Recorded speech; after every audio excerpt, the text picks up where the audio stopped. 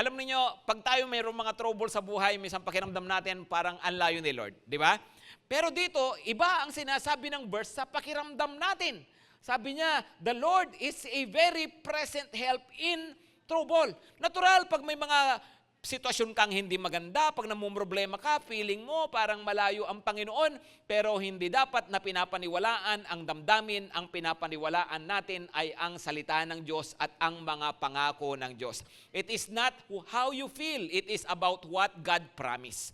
Sabi niya, sige anak, may problema ka, pero andito lang ako, I am your very present help in trouble. Siya ay saklolo. So sa mga bagay na pinagdadaanan natin sa buhay, mayroon tayong Panginoon, siya yung ama ng laging saklolo. Amen?